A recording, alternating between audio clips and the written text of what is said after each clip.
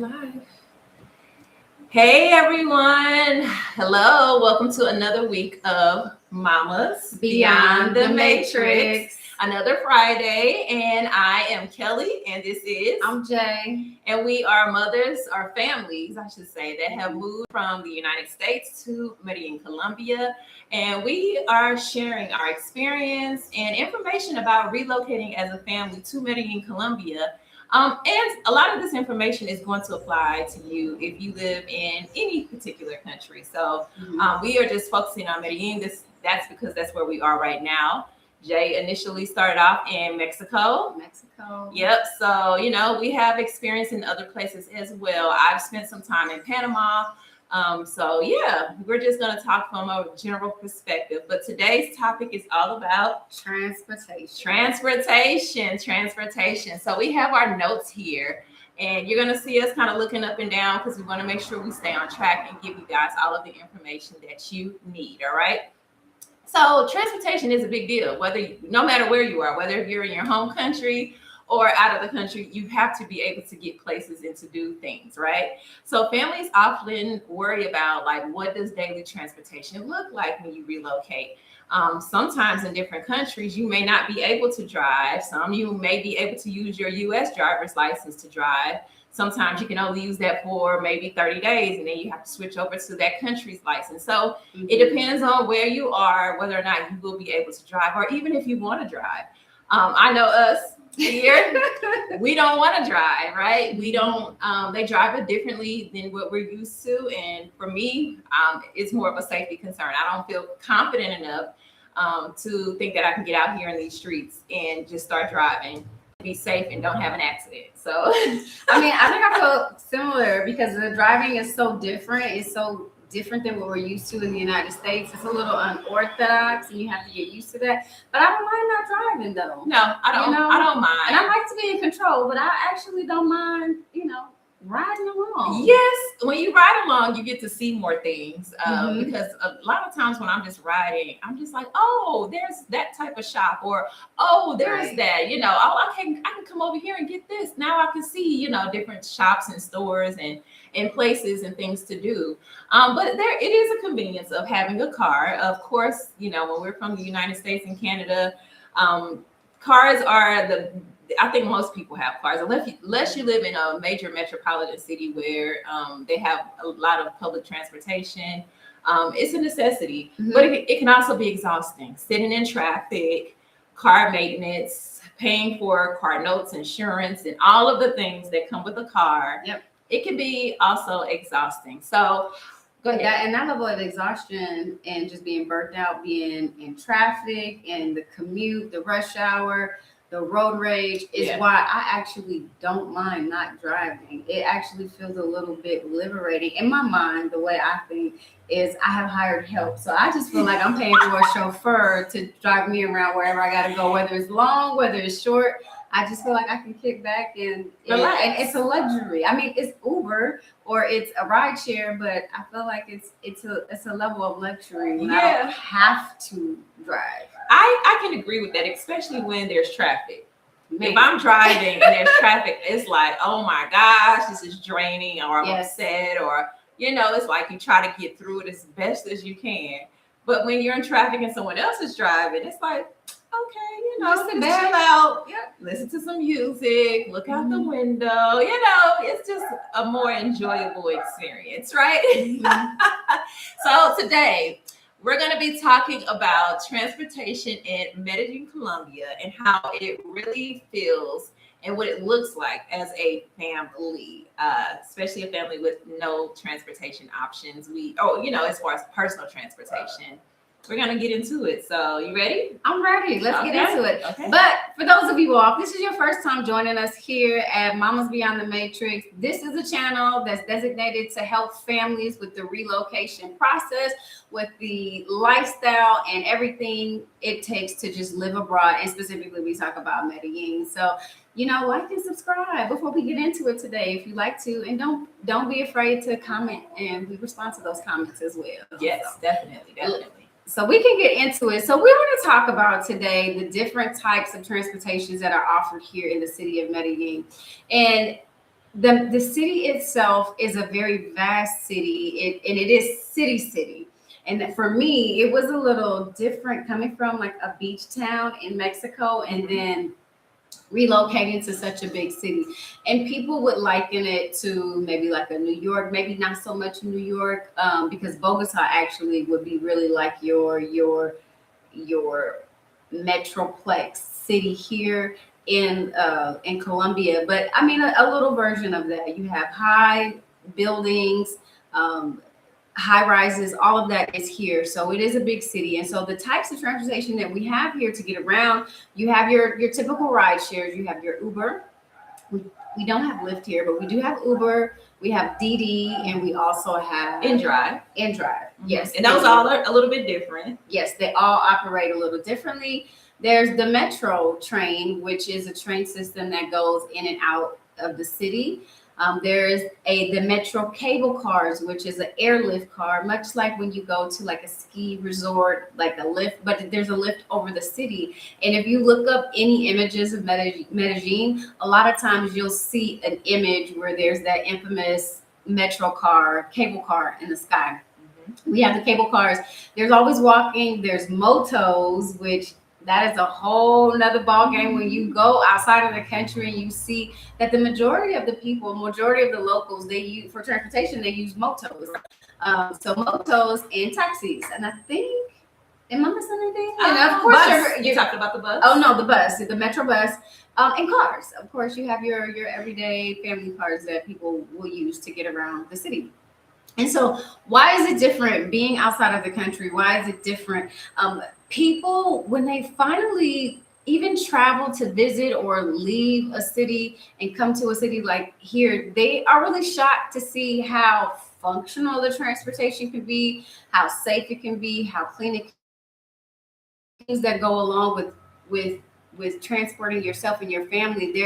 Sometimes there is a perspective or a prejudgment that it's dirty, that it's unclean, that it will take forever to get from point A to point B, and that's not necessarily always the case. So that is something to consider, and also do your research when you are looking to visit a place like this in Medellin. When it comes to how you are going to navigate not just yourself but your family, because it's one thing when it's just one person traveling. But especially if you have little ones and little kids, there's always the nuances of, should we pack enough snacks? Do we have the juices? Do we have the things that we need in order to navigate from point A to point B, and how long that's going to take, even if we encounter traffic? Because this is a city also that can have a lot of traffic. And they call it, I just learned this the other day, they call it stuck in the taco. Stuck in the taco? Stuck in the taco. They call it like the taco. And that means basically rush hour. It's like rush hour traffic. Okay. Yes. And I think one other thing people have to think about if they have little ones is like strollers and how to navigate getting into different types of transportation with strollers or seats. What are those? Not car seats. For the baby kid. No, not the car seats, the pumpkin seats. That's what we used to call them when I was younger. That's my dating myself. You know, the little carrier, you put the little babies in, but you carry them around in it. No, like the little bassinet? Yeah, the bassinet. Yeah, okay, type of situations. Okay. You know, sometimes people just carry the baby. I got you. Versus a stroller. You know, so just think about the navigation of all of those things. Mm-hmm. Anything else you want to add? No. So that's pretty much it. I just want to go back to, people are also shocked about doing their typical errands, their grocery store runs, their whatever they have to do from day to day, and how different it can be with doing life in a city like this as opposed to a major city in the United States. And I think you and I both come from relatively big cities in the United States, so we know what it's like. Mine's small. Is it small? Yeah, St. Louis is a smaller city compared to other places. I come from a pretty big city. I've lived in several big cities in the United States and capitals from California, Texas, all over. And Houston, I would consider like my home base. And so if you know anything about Houston traffic, and you know, planning to go from the south side to the north side, and north side to the south side is like planning to go out of town. You planning to do a road trip because of, depending on the traffic and the weather, how long it can take. And, you know, just taking that perspective, And transitioning to outside of the country in a place like this, it could be a shift. It could be a mental shift, an emotional shift, a good shift if you let it. It could be a really good shift. Yeah, I think since we do depend on cars a lot in the United States, it is a shift for a lot of people who don't come from those major cities like New York or Chicago or California, where they have big even California though, they have a transportation system, but people still need a car because it's so big, it's spread out, right? So just shifting from that being like having that control, individualized, like I can hop in my car, roll out, to having to go and figure out, okay, well, which transportation am I taking? How, what's the best route? What time of day is it? Do I want to do that? Should I take the train versus the car because it's rush hour?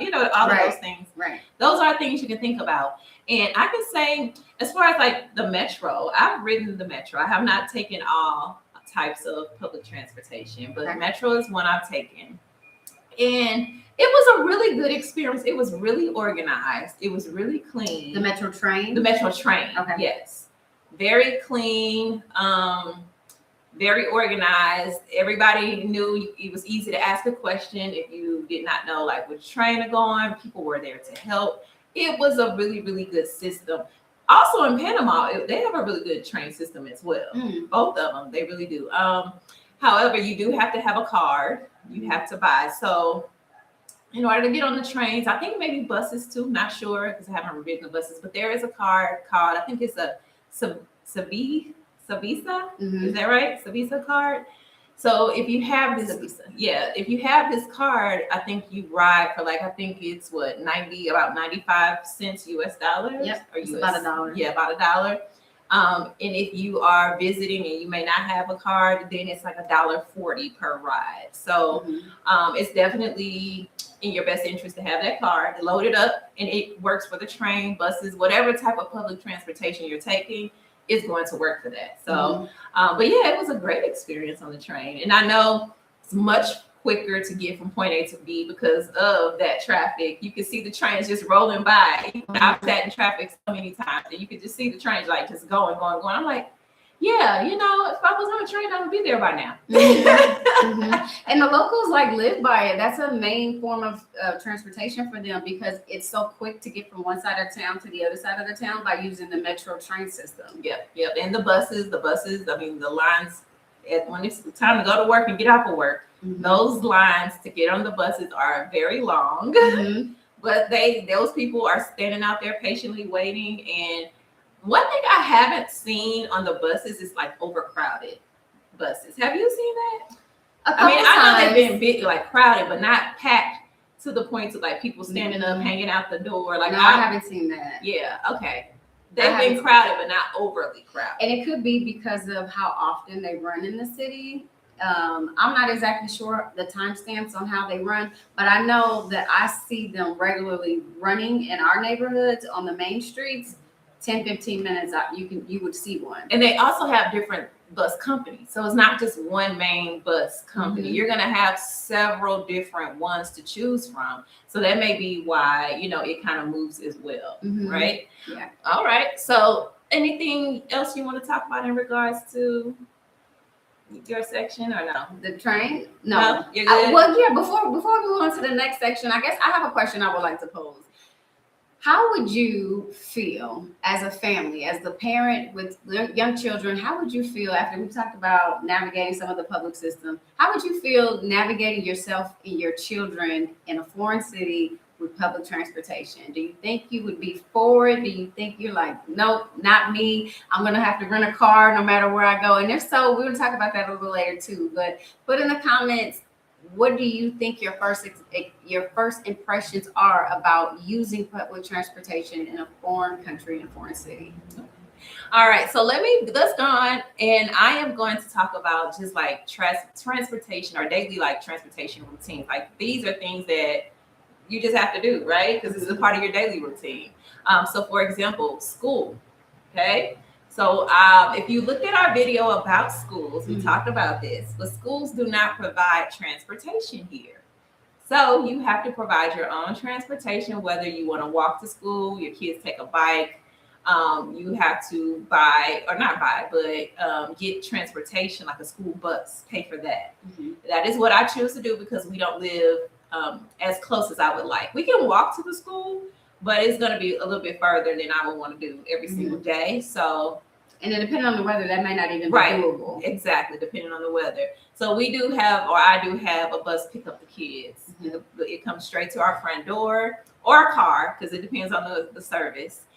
Again, remember, again, if you did not look at the school video, make sure you go look at that if you're really interested in what I'm talking about. But I did mention that it's a private transportation. So like people just start their own businesses transporting kids to school. They'll go buy a little van, or they may transport them in their cars. It just depends, but you pay for that. So those are things you have to think about. That would be considered or some kids take public transportation if they're old enough. They take the bus or the trains, but most kids go to school near their homes. So I don't think they have to go that far. I've also seen kids on like this little scooters or whatever. But yeah, those are your options when it comes to school transportation.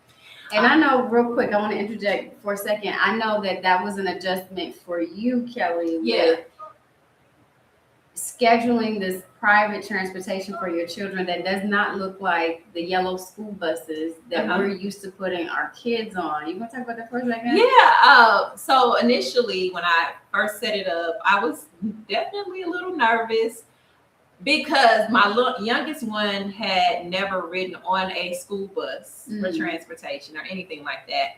My oldest one had only been on a school bus when they went on field trips at school. Okay. So I was just like, okay, my oldest one, I knew he understood the concept. He knew get on, sit down, be still, get to point A to point B, whatever. They'll pick up people. He understood that. So I really relied on him to make sure that the youngest one was okay. That one, I was all right because it was a regular bus, school little bus, and other kids were on there. So I was like, okay, we'll just wait.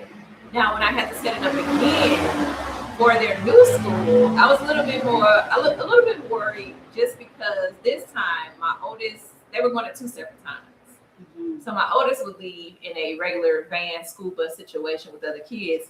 My youngest was getting in a private car situation. And so that was like, how do I know my baby's going to be safe? And nothing's going to happen to him, and it was like, so I was on pins and needles that first maybe day or two, but then I was comfortable and relaxed, and I knew he was fine. He would talk about the ride, so I was okay with that. But yeah, it was definitely a shift in my mindset and having to let go and give the kids that independence and freedom. I had no choice. Like they had to do it on their own. I could not sit in the car with them and go, Yeah. So it was definitely a difference. But I'm okay now. Yeah. I'm okay now. It was just that initial day or two. I was like, they're not home yet. What time is it? They should be back by now, but we got into the flow. But that makes me think of the level of not only independence that they get to learn at such a young age, but navigating a city as well, especially if electronics are not distracting them and the conversation is, hey, pay attention to your surroundings.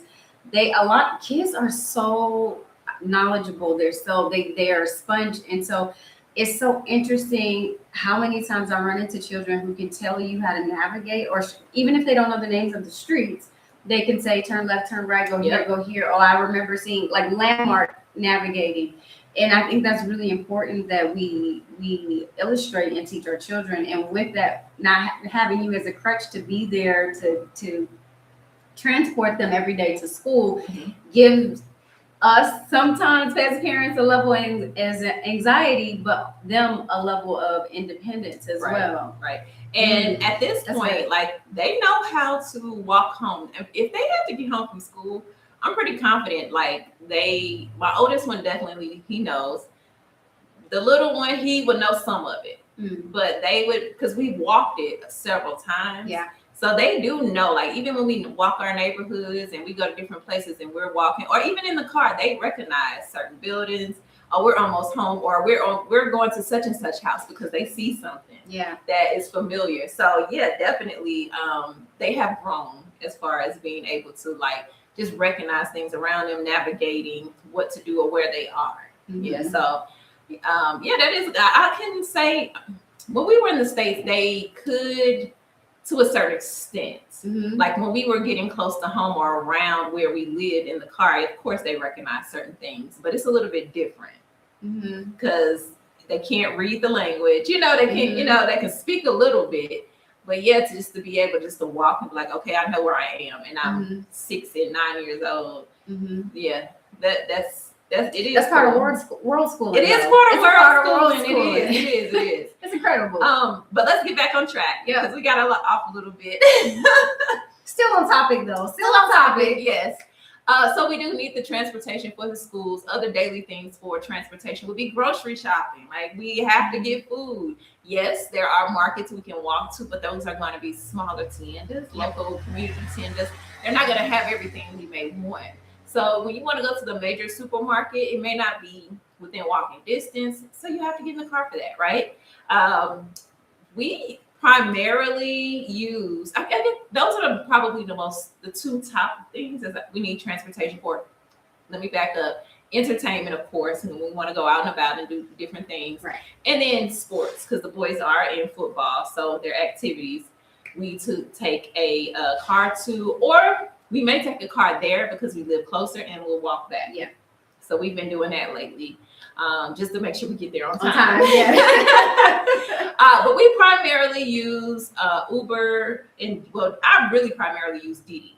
Yes. Didi is a rideshare app, and I hop in that most of the time. I have hopped on the scooter to roll out that we can rent and roll around a little bit. I only use Uber if I can't get a car on Didi because Didi tends to be cheaper. Yes. Why is it cheaper though? Tell them why. So Didi is a local app, local Colombian app. Is it Colombia or is it Mexico? I don't think it's Colombian. Okay, it is in other Latin American countries. It's in Mexico. Yeah, okay. It's in Mexico. But it's like local people who just have regular cars, and I don't know if they have to pass any inspections or what process they have to do. But you do have options that'll set the rate for you, and you can go, or you can pick what rate you want to pay. Like bid on it. And then a driver will say, okay, I'll take you there for that price, whatever. So you have those options. You also have options, and this is on Uber as well, but you could choose a car, you could choose a moto. Yeah. Motos are cheaper. Hop on and you can faster on motos as well. So you can choose that. You can have a delivery. Small packages, larger packages, they have delivery service, different types of levels of cars. So, you have options. But I definitely like Didi. Didi, however, you may have older cars on Didi. They probably won't turn the air on for you. It's a real regular local experience. Versus Uber, you're gonna probably have more of an elevated, more nicer cars. They'll have the air conditioner on, playing music. Nicer for here. Yeah, nicer for here. Car. Right. So, And also one of the bigger differences, and correct me if I'm wrong, Didi, you have to pay cash. No, you don't have to pay cash. No, Didi. I have my card set up just like Uber on Didi. Okay. No, I don't have to pay cash. You can also get taxis through Uber and Didi. You can reserve a taxi instead of waiting on the street, and then you're getting a fair price. That's true.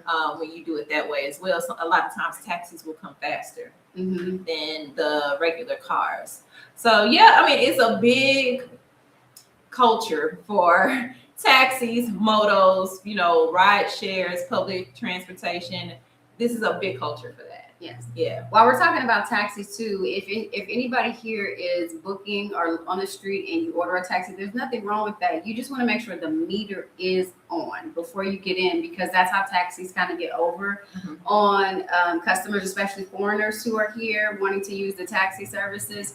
And so that's really important to know, which is why it's also important to know that you can get it on Uber, because the price usually stays fair in a rideshare app. But you can get it off the street. Just make sure you have cash and make sure that the meter is tracking. Yes. Now, another rideshare app that we have here is called InDrive. And I know they have that in other countries as well. But with InDrive, you have to pay cash. That's the one I was thinking about. Yeah, okay, so InDrive, you have to pay cash. So InDrive, you put where you want to go tell how much you want to pay somebody, or like same kind of bid situation, Mhm. and then somebody will accept it, and you have to pay cash for that. So that may be That's the one I that's was a little thinking bit about. of a difference. But yeah, it's very affordable. Mhm. When we talk about Uber is probably the most expensive option here in Medellin. However, it's still not as expensive as it is in the United States. Mhm. Not as expensive at all. So if I go from Laureles to Envigado, that's a good 45 minute drive, depending on traffic.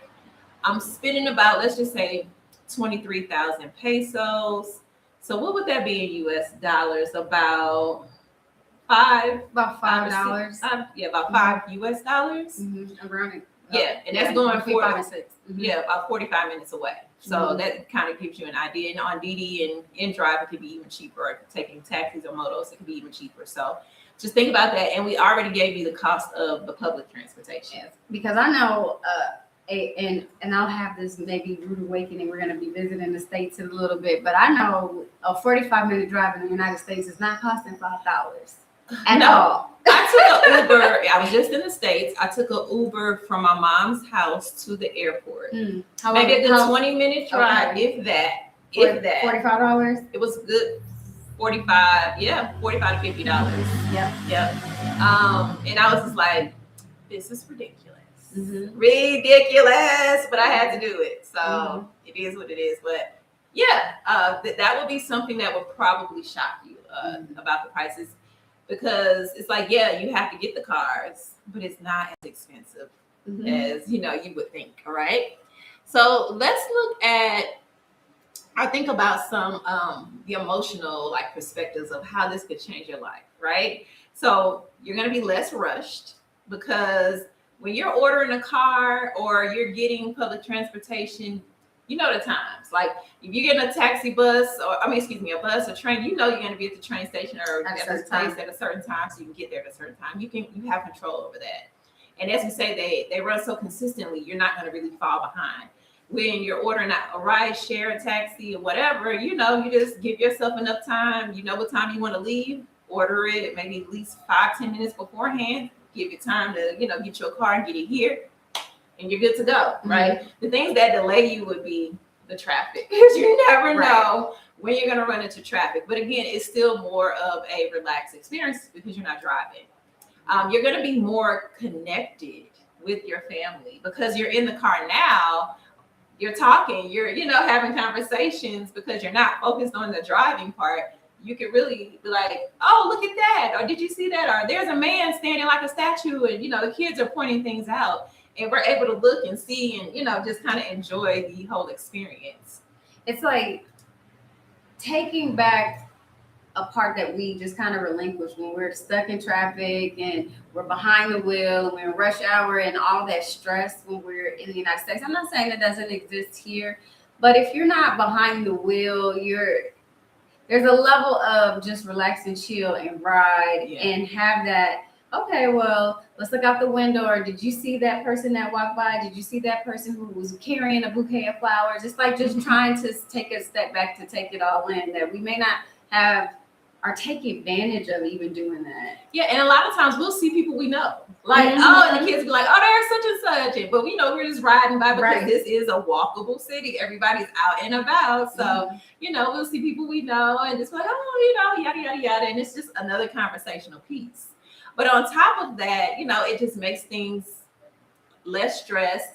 It's lighter, like when you get to where you're going, you're not huffing and puffing and like, because you have to go through all of this to get there. Or look for parking. Get out the car right at the front door, walk on in. And then it's less financially straining as well, because you're not paying for that car note or car insurance, that gas, that maintenance on the car, all of the things, the car washes and this and all of the things that come with the car. You don't have to worry about at all. Now, let's talk about the comparison between having to own a car versus like having to just use public transportation or go without a car, and the difference in the cost. And the cost, I mean, we could talk about the cost. You're saving a lot of money. Well, I know these days First of all, my car notes have not historically been what typical people pay with car Ours notes. haven't either. So the level of what I hear some people pay for car notes is just ridiculous. When I hear like the 800 mark, the even $600, the $1,000 mark, God bless you. If that's you, God bless you. Not to say that there's anything wrong with that. For me, that monthly expense, to me, a cash car is just better.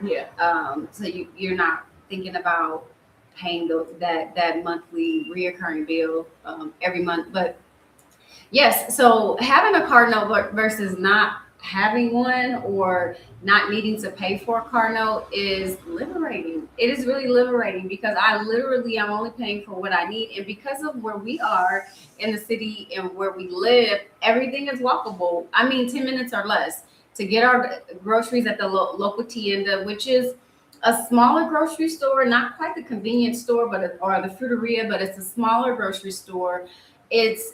We can pretty much get most of what we need there. I would say about 85% of what we need there. The school is a 3-minute walk from where we live. There's a papeleria, which would be equivalent to maybe like a Kinko's or a prints and scans and different prints and things. Like it's not as elaborate. No. It's not. But for what you need, it suffices.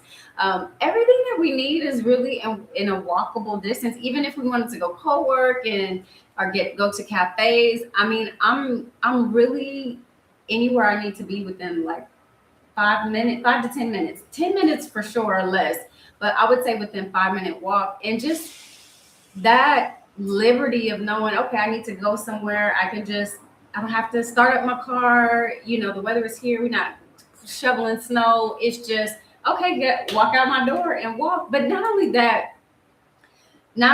the liberty that I feel, it's a healthier sense of lifestyle too, where we're so used to a life of convenience and a life of the type of transportation that we use. It promotes more of a sedentary lifestyle where we go somewhere to sit down. We're in our cars, we're sitting down. We're in our office, we're sitting down. We're like this a lot. We're sitting down. But being in this city and choosing not to have a car, because we could, but choosing not to have a car makes for a healthier lifestyle because we're walking every day. We're moving our bodies every day. And that's aside from our own workouts. That's aside from our own fitness routines. And so I feel like it promotes more body movement. It promotes more conversation as opposed to commuting all the time and just making sure I got to get to this point. It's more conversations in the process of transporting ourselves from point A to point B, which I think helps for a more fulfilled life as well. And the cost is a fraction of what I was even paying for my car note. My car note wasn't a lot. I was paying about $300, and when I did have a car note a while ago, like $325 probably a month, which is not a lot for car notes these days. I had a really good deal, but I mean, the fraction of the cost, for the type of rides that we need, back and forth, I'm paying easily $4 round trip for what I need on a daily basis. We don't take transportation daily, but for what I need every 3 or 4 days, I might spend $5 or less for transportation. So for me, I didn't have a car note either. I had paid off my car. I like to pay off cars. And keep them until the wheels roll off. And so therefore I was paying the insurance, gas. Also, like, let's just say insurance and gas just on a monthly basis. That's gonna be at least $500 right there. At least.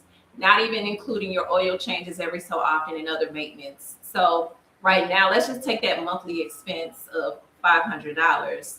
And right now, for me just to take the ride shares or walk or do whatever I do, I'm not spending, at my lowest, I'm probably not spending over $100. When the kids are here and I have to transport to activities, it can go maybe to $150, if that, you know what I mean? So right now we're in transition. So things are going to shift again as far as how much I have to take transportation the cost and things. But yeah, that's still a drastic difference. $500 to no more than 150, if that. I don't even think it really gets that high. Mm-hmm. Yeah. So I'm definitely pleased with that. And it's less for you right now because the boys it's summertime for them. So you're not doing the activities at school. Right. So right now it's just me at this moment. And I've been in the house most of the week, which is fine with me. And when I need to go, I had to go to the store the other day. I walked right up the street to the little market, the D1, got what I needed to get, and walk right back. And today I might go walk to another little place, get what I need, and walk right back. So I don't have to get a car at all, okay? And I try not to get a car unless it's necessary. I will walk at least about 30 minutes. I think we both agreed on that. If it's within 30 minutes, we're walking. Yeah, but if it's over that, or if it's a time constraint and I don't have 30 minutes to walk to get there, I'll hop in the car. But yeah, I mean, that's what I'm doing. So let me ask you, or let me not really ask you guys, because I don't want to kind of linger on this. We got some more stuff to talk about.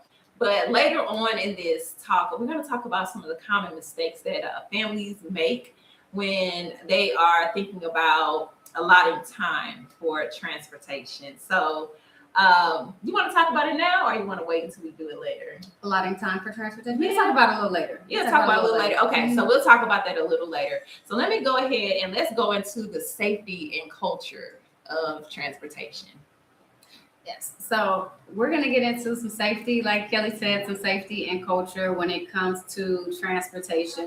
And one of the things that a lot of people are a little nervous about when they hear about the city, they hear about petty crimes and they hear about little things and they think that the city is just stricken with a lot of crime. Now, don't get me wrong, there are some petty crimes that happen here. A lot of times it's foreigners who come here and don't know how to adapt to the city. You come out, you're wearing all of these bling bling, and you have your phone out, you're a little flashy, you make yourself a target. If you do not travel like that, then you should be fine. If you're very conscientious of your surroundings and you have situational awareness, you should be fine and you should be safe. And those are really important tools to have, soft skills to have whenever you travel, is making sure that you are very aware, you have your head on a swivel, and you're making sure that you know what is around you. And if you have that skill and that tact about you, you make for safer environments just for yourself and your family. But language is the thing that a lot of people come up against when it comes to communicating where you want to go. Now, or listening for like the train stops and you don't know the language, or even when you get in the ride shares and they start saying something to you, they may start like a little general conversation, or even just want to confirm where you're going and you may not understand. Right, you may not understand. So it's important to either, we talk about this all the time, have a translator, use a translator, have somebody with you who speaks the language, or at least know enough about your directional path so that you're not pulling out your phone, especially if you're walking, you're not pulling out your phone every 2, 3, 5 minutes, because that'll make yourself a target. Or even when you're in a ride share, at least have an idea of how long the ride should be, where you're going. Does it look like, before you leave the house, does it look like there's going to be traffic along the way? So you can prepare for that. But also having certain words that you can understand in the stop, left, right, green, red for the red lights, anything that is basic in terms of communicating, go straight, derecho is separate from derecha, izquierda. These are words that your left, your right, keep going straight, continuous. These are just basic words that can help you get to point A to point B. So using a translator or knowing the basics can go a long, long way. Now, one of the frustrating things, and I'm pretty sure you've experienced this, is when you're traveling somewhere for the first time, you've never been there, and then you're getting asked the question, like, is this it? Is this it? You're like, I don't know, I've never been here before. So having your to follow along, especially if you're in a car, is going to be important. A safety tip, though, if you are in a rideshare car and you are with your family, make sure the windows are up. Right, are halfway up, so nobody can reach in. Because one of the things here, remember we talked about the motos, and there's a scam here or a crime here that is very prevalent, where the motos, especially if you're and stop traffic, will reach in, grab your phone, especially if you're like this on your phone, talking, ha, ha, ha, ha, ha. They'll grab in, take your phone, and they'll They'll ride out into the night and you'll never find them because they're in a motel and you're not going to be able to catch them. So that is a safety tip to use when you are needing to use your phone. Just be mindful about windows, where they are in proximity to you using your phone. Now, just a point right now, because you talked about knowing where you're going. Just like you use Uber at home, they'll have the map and the way that the directions they're going on that app. So it's the same for Didi, it's the same for InDrive. You'll be able to see on the app where they're going and how far they are from your destination.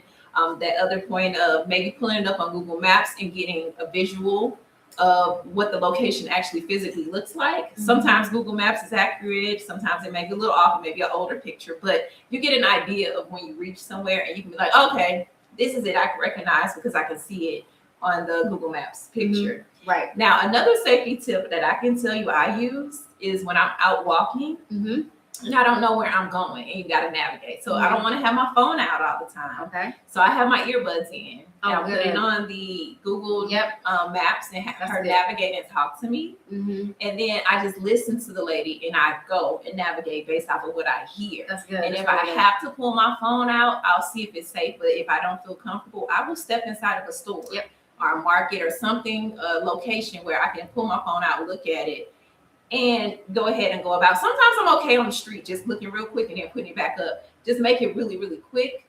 But if you feel like it's going to take longer, or you may need to stop and call somebody and, ask them where to go, or, a question or whatever, I would step in a store, especially at night. Mm-hmm. I would step inside of a store. During the day, again, I use my judgment on that. Mm-hmm. It depends on how I feel. That's an elite safety tip right there, though. Yeah. That's elite. Using the headphones, stepping aside, that's elite. Yeah, I love that. So a part of that, especially navigating, we're talking about at night. I would say if you had to use transportation at night, I personally would recommend not walking. Oh yeah, I personally, unless you have been here long enough and you feel safe enough and you know the area long enough, I will walk certain places at night, but not a lot. I might walk within a block or 2 mile radius around my house, and that's it. And it's not that I don't feel safe. I just don't want a reason to make myself a target and a reason to feel unsafe. That's me personally. So if you do have to travel at night, I would definitely say use a rideshare app. Mm-hmm. You can use taxis, but I think rideshare apps are a little more safe for me personally. And definitely don't walk alone. Now, if you're walking with a group of people mm-hmm. or someone else, then okay. And again, not that it's super dangerous or anything like that. This is something I would say in the United States as well. Mm-hmm. Like that's just a safety thing in general for me.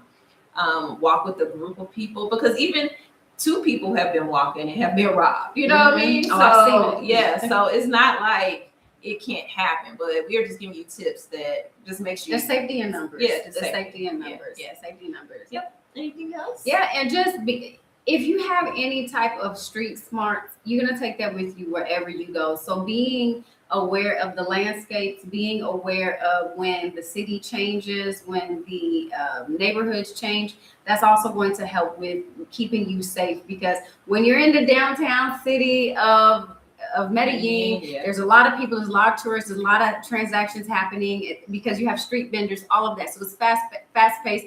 It could be safe, but it could be unsafe because it's so fast paced. When there's so many people. And there's so many people, So that's why you want to keep your valuables and your phones tucked away.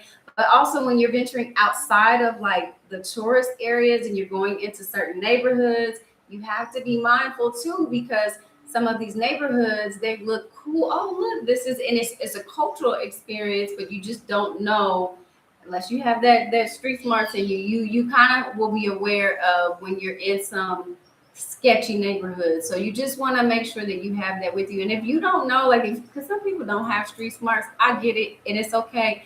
But use your discretion. Be aware, look around, just keep your things tucked away. If you have to ask a question for navigation purposes, do so discreetly. Try to find somebody who is smiling, who looks trustworthy, to ask those questions too. So one thing I always tell my boys, like when we are somewhere, we're out walking and we may not know where we are, you know, mm-hmm. or we may not know where we are, or we just aren't a part of that community. You know mm-hmm. what I mean? I say, keep your mouth quiet. Like, don't talk too much. And if you talk, you only speak Spanish. Like, only speak the language. Just stay, and if you don't feel comfortable, just be quiet. Blend in is what I always tell them. Blend in and walk to where you need to walk to if you know where you're going. And if you are waiting on a car or a ride share, again, go to a corner where there's a major store or something where there's an establishment. Call your ride from within that establishment and wait there. Don't just be on the corners or on the Outside. streets or just out and about with your phone and just talking and playing and because you don't know who's watching. That's true. That is something they have learned. That's good. Because we have been in situations where we're like, I called the car, but it's not coming, or it canceled on us, and or I don't know what's happening, or my internet went out on my, for some reason my data. It may be a cloudy day and something's happening with my phone. I can't get a car through the app. So we gotta figure this out. We gotta walk somewhere until I can get a signal or something like that. So we have been in those situations, and those are things you have to think about. But when you're in the ride shares, making sure you have all your belongings when you get out, because we have left things and you will not get it back. I don't care what it is, as small as it is, as big as it is, you will not get it back. When you're on the metros and buses, of course, making sure your book bags are in front of you. That's a good safety tip. That's a good safety tip. Even walking down the street, you'll see a lot of people, local people, who will have their book bags in front of them so that nobody can come from behind them to grab anything or cut it and take it. Right. That's good. So those are just things to be conscious of. Anything else? A little courtesy tip, because I get this asked several times in Spanish by the Uber, the DD, the drivers, and they'll say, "Why do you all slam doors? Why do you all slam doors?" And they're talking about foreigners. So if anybody who is watching this who lives in Medellín, Colombia, or you're traveling or you're visiting, be mindful of how we close these people doors. I don't think the cars are made the same, and I think we might be used to heavier filling doors. But please just be mindful of how you slightly just close that door. So what we think is a normal close is a slam for them. Yes. So what I have learned to do is just softly close the door, and if it needs to be reclosed, then I'll open and reclose it again, or either, push it a little bit to make sure it's closed. But or I let them close it. Because sometimes they'll reach over and they'll close it themselves because they don't want you slamming their doors. It's a nice little culture tip. Yes. So you guys out there, type yes if you've learned anything about the transportation system, anything we've talked about so far. Make sure you type yes in the comments below, okay? All right, so let's move on, and we're going to now talk about how transportation has changed our family life. We have the windows open, so if you hear any noise, again, we say this all the time, you're going to hear some noise because the windows are open, the fans are going, we got breezes coming through, so hopefully you can hear us okay. All right, so how has transportation changed us as a family? We talked a little bit about this. We talked a little bit more about the family time as far as being in the cars, having time to talk and explore or talk about things. We talked about less stress. We talked about walking more in the exercise. So, those are all benefits, reducing financial pressures, a slower pace of life. We kind of touched on that you have to slow down in Colombia anyway. That's just the culture. That's going to be automatic. It may be hard at first to adjust to, but you're going to learn you got to slow down. And it should be good for you. I don't think the way that we're conditioned, we're supposed to operate like that 24/7 anyway. So just even relocating into a different environment that allows you to kind of slow things down, that is another level of health awareness. It's another level of grounding, centering yourself to be more present. I think that's what this all is about, is how us as families relocate ourselves to be more present. I think at the end of the day, we're trying to figure out how we can be more present with our families. Yeah. And I can tell you, just even our walks coming home from football, those are times when we are able to talk about what happened during practice or what happened during the game, or just any general conversation. Because and those walks are actually at night, and I'm comfortable with it because I know the neighborhood, the community. We've been over there for so long, and I'm okay with walking at night with that. But those are times where we just have a stroll and just have general conversation, or maybe have some conflict resolution. somebody said something on the team to me that I didn't like, and how do you respond to that? So those are precious moments that we don't necessarily get to have because we get caught up in the hustle and bustle of all of the things, right? Mm-hmm. Mornings are calmer. Mm-hmm. I know for you walk the girls to school, you have your whole morning routine. For me, I have a morning routine as well. However, it's like, okay, we know our time, we got to get out, but we're able to get up. The car's going to show right up at the door, so I don't have to get clothes on, go walk down the street to the bus stop, wait for my child to catch the bus, and or hop in the car, take him to school. No, he's up, he's getting dressed. While he's getting dressed, I make him breakfast. He comes out, he eats breakfast. The car is here, it beeps, blows that horn. Okay, it's time to go. Put your stuff on, walk on down the stairs, in the car, we're done. Comes home from school, car's at the door, come on in, right here. And it's just like so easy and simple, and it doesn't interrupt my day in any kind of way, and it's just pleasant. Because let's be real, a lot of parents fuss about being the chauffeur of their children, especially when they have so many after-school activities, extracurriculars. Yeah. At one point, like, you feel like you should be getting paid just to be a driver because of how not only do you have to navigate yourself to and from whatever it is that you have to do, but now you are chauffeur to these little beings who have their own little lives too. You got the soccer moms and the soccer parents, you got the cheer moms. I mean, you have all of these things, and those sports and activities are here, but when you can navigate a little differently and take on one less responsibility of having to transport little ones, it makes life a little easier. And even the teenagers. I mean, in the States, it's like when kids become teenagers, parents are like, I need to get them a car just because they don't want to have to do all that transporting. Like, okay, you can go drive yourself now. I don't have to do all of that.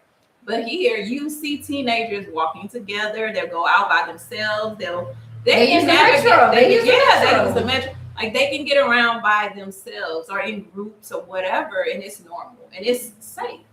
I remember when I was a teenager, there wasn't this. I mean, you have parents that bought teens cars too when we were teens, but it wasn't not as many. No, not as many. It wasn't as glamorized as it is. My best friend just bought her daughter a car yesterday. She's 17. She's well deserving of the car, but I'm thinking, like, for us, if we could just get around, like, if we were okay, if our parents allowed us to use public transportation to do what we needed to do and have that independence, we were fine. Right. I was fine. Yeah. I was fine. And I had that. I wanted a car, but I wasn't hell bent on like life is going to be over if I don't have a car. And I think in this day and age, sometimes we do have some very appreciative teenagers, but some of them, it's a comparison thing. Oh yeah, it's a comparison. I think that's everything now. That's everything now, especially with the social media, isn't it? Everybody's like, look at me. I want, okay, that person has that. That means I can have it, kind of situation. So, yeah. But as far as the emotional shift, of being in the States, having the car, doing all of the things regarding transport and transportation, and versus not, and being here, I feel much better. I feel much more relaxed. I feel, even the kids, they have a lot of energy. My kids have a lot of energy. Yes, they do. So by us being able to go outside and walk, or they take their scooters, or, they can run, like, that's a way for them to get that energy out. So it helps me as well. So I have no problem, like, okay, let's go outside. Let's go walk to the store. Let's walk to the park. Let's, because that's a way for them to really be engaged and get that sun, which they need, get that energy out, that exercise, and all of the things for them to be healthy. So I think it's just, like I said, I definitely feel more relaxed, even though sometimes when I'm in traffic, I'm a little like, traffic, because I'm trying to get there. Yeah. But it's not that traffic, like I got to sit in this traffic and deal with this, and this person did this, and why that person cut me off, and Right. It's not all of that. It's like, oh, okay, we got all right, today. Let me sit here. Look, let me sit here and breathe. Let's breathe. Let's listen to the music. Ooh, it's hot. Okay, let me try to not focus on that. Like, just other things that just take my mind to other places. That's good. Yeah, that's good. And I know we're wrapping up this conversation today, and I wanted to talk about a couple of things that a lot of people don't think about, and that's the mistakes that a lot of families might make when they first come to Medellin or when they first move abroad. And in a city like this, I think one of the very first mistakes that people make is it's engraved in us. It's we try to relocate ourselves and our lifestyle The into the same exact way, and it doesn't translate the same. And one of the things that people do is, especially if you're in a big city and you're used to having vehicles, multiple vehicles, as you move to a city and the very first thing you think you have to do is get a vehicle, especially for your family. And that's, I think, one of the big mistakes that families do, because I would suggest moving to the city, figuring out what side of town you're going to be on, where you're going to live, and what public transportation you have readily available to you, as well as what is already walkable, before you determine whether or not you're going to get transportation for yourself. And one of the big reasons I would say to do this is because not every part of the city is even equipped for people for car ownership. What I mean by that is parking is not in abundance. Right.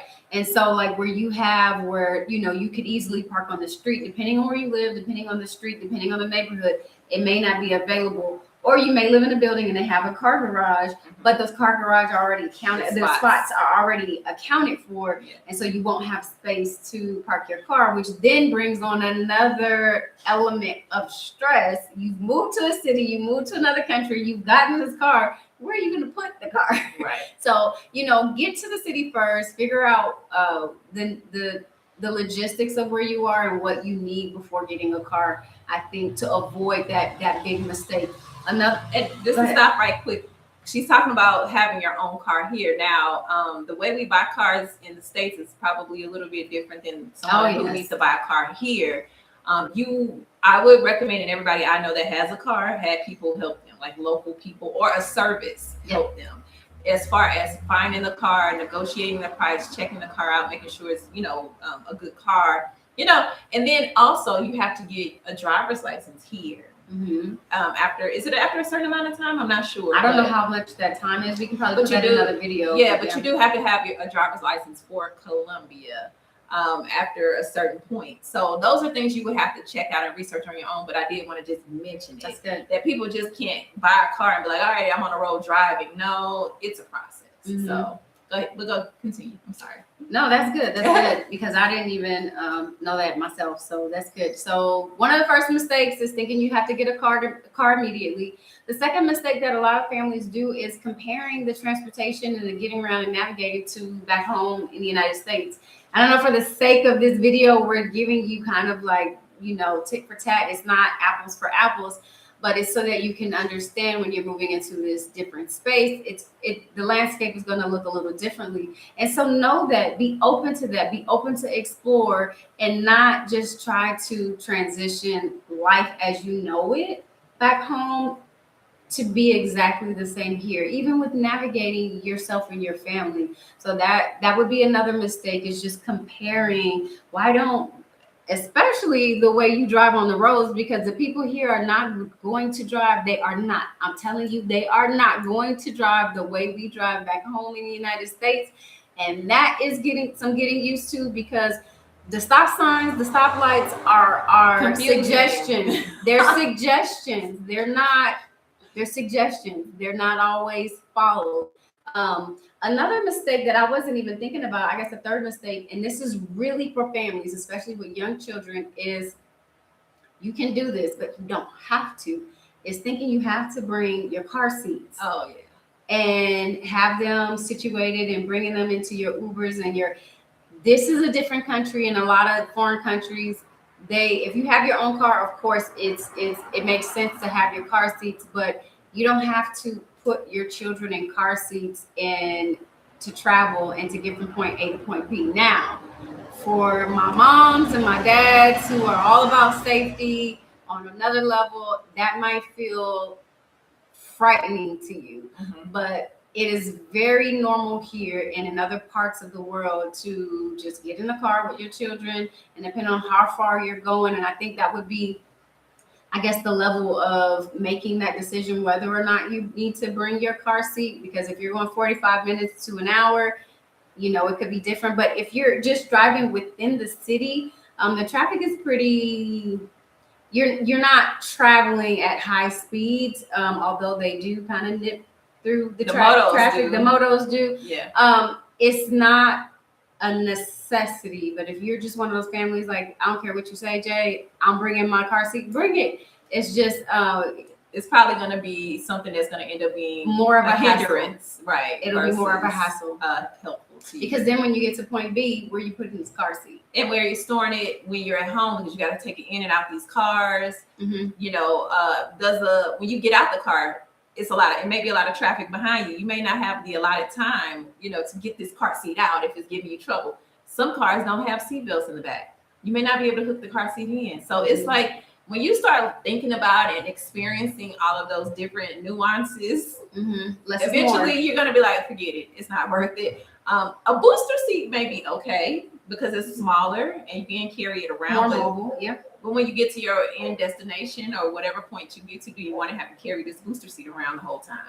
So it's just like, it's the same thing with the car seat, booster seat, whatever it is. You got to think about those types of things. In your strollers. So I have 2 young ones, so I have a double stroller. So depending on where we're going, is always going to determine which stroller we bring. We have a single stroller, we have a double stroller. Our single stroller is when we know that we're going to get into a car and we need to go from point A to point B. Our double stroller is always, we're going to walk with that with our kids. And the reason is because when you call for an Uber, a DD, or InDrive, you just don't know, unless you are very specific in the car that you select. You don't know what size car you're going to bring. Right. And the hassle and the mental space and the stress to think about whether or not I'm going to be able to fit this double stroller into the vehicle is just, if we know that we're going to call a car, we're bringing the single stroller if we need it. Yeah, because you have to think about it too. There's different size cars. A lot of these cars are the smaller cars. They're small. So their trunk size may be this big, and they may have their own stuff in the trunk. Yep. So you may not have room because you have a family of 4, and then you have, you're carrying bags and this and that. It just may not be room for it. So you just have to really think about those types of things. Another thing or mistake people make, and this is something I've made, is allotting time.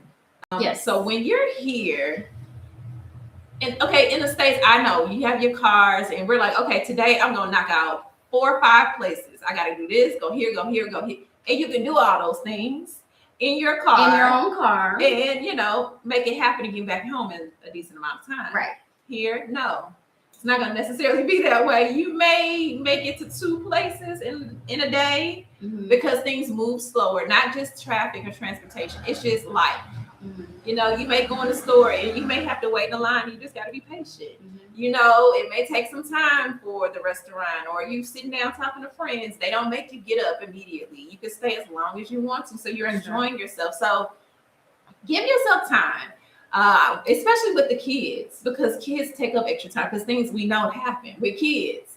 I gotta go to the bathroom. I'm hungry. I'm tired of walking. I want to stop and take a break. I want to go play with this. Oh, because you will go be out places, and then there's something random for kids.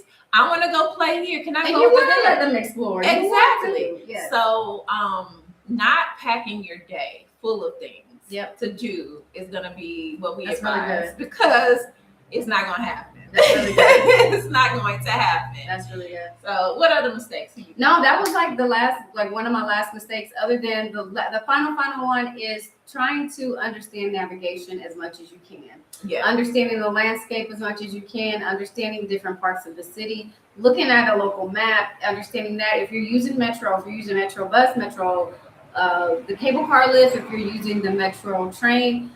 Getting the maps there so you can understand how often the buses run, how often the trains run, and understanding what parts of town they go in, when do they stop running, because you don't want to get caught on something that stops, a sketchy side of town.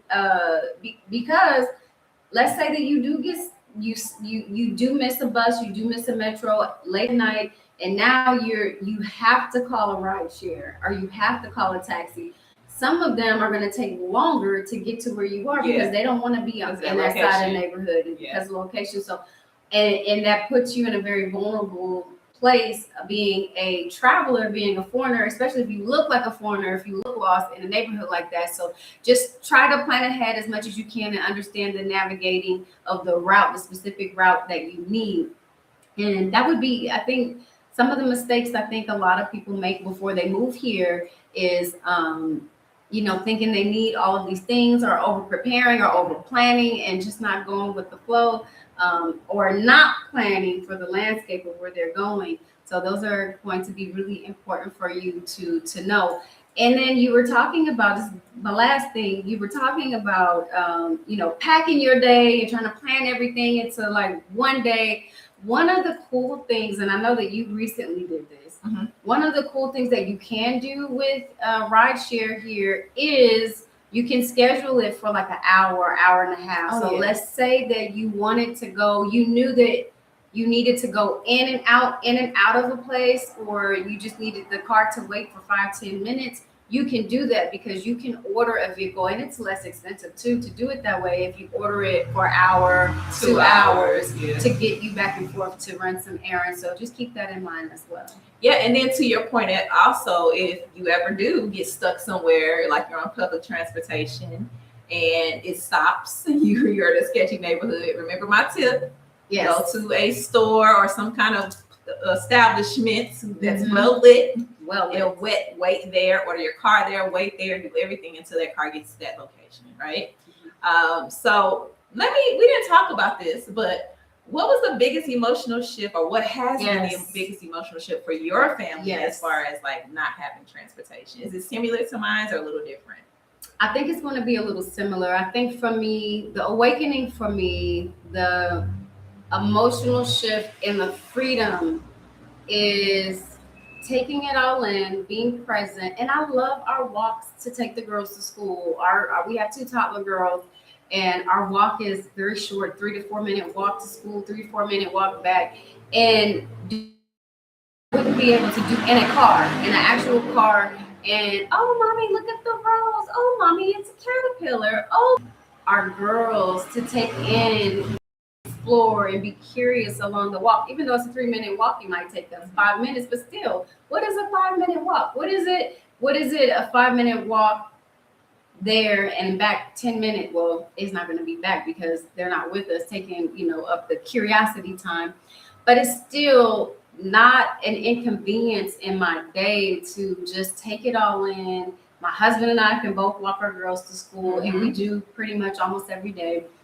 And just watching them grow and watching them explore, and oh, look, the sun is out. Or mommy, where did the sun go? The sun's not out today. And it's like, oh, baby, it's because it's behind the cloud. And I don't know that I'd be able to integrate as much with my children and a vehicle and a car, and have these types of conversations. Not that it doesn't exist, but to the level of where I can just embrace these walks, it's just. And this is because we don't have transportation, and then we're teaching them to also have a healthier lifestyle, to get their bodies moving, and to normalize walking daily. I think for me has been freeing, has been an emotional shift, and has been, I think, I look forward to those moments in the day of walking to school and then getting them from school. Yeah, I do. I look forward to it. Okay.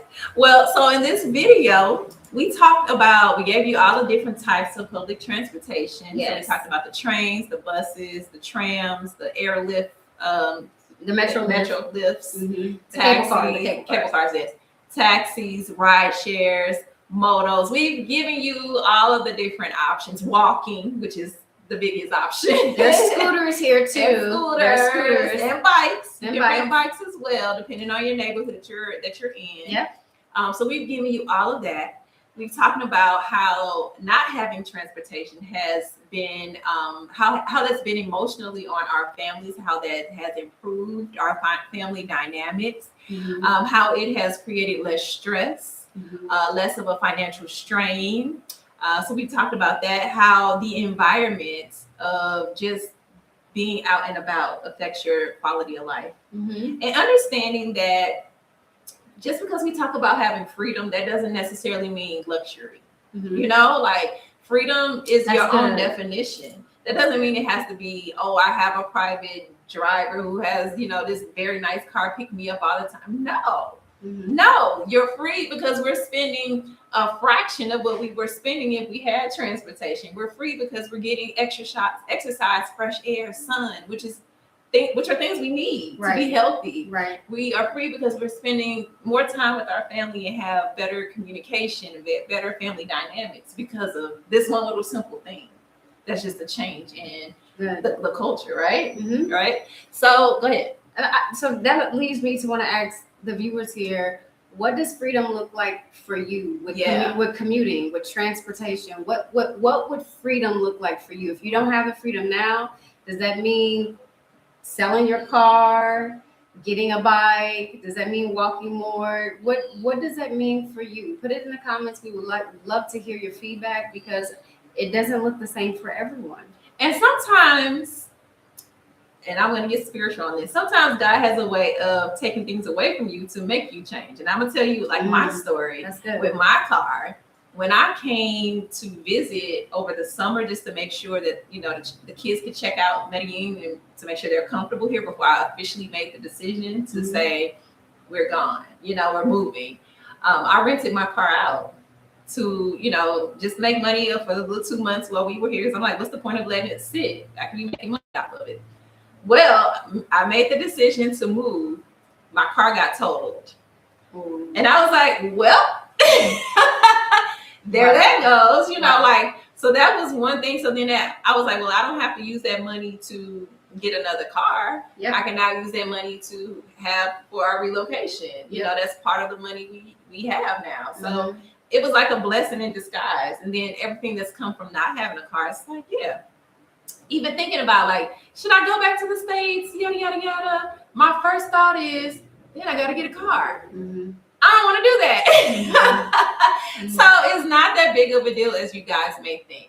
But I hope you guys got some valuable information out of our video today. Absolutely. We want to make sure you like and subscribe. Make sure you follow us every Friday. We do our lives every Friday, giving you information about moving and relocating to Medellín Colombia as a family. So if you want to continue to get this information, make sure you come watch us on live or on the replay, or go to our channel and you can see all of our past videos and get information from there as well, right? Yes, and we also have a gift for you. So if you're here and you've watched the video this far, look in the description. There's a link in the description that talks about our 90-day relocation tips and guide on a checkoff list of what you need what you need to be thinking about before you move, during the transition, and once you get to your location. And it can be used not just for Medellin, it can be used for anywhere. But we have that guide linked in the description, free to you for being a viewer today. So go ahead and check it out. Yes.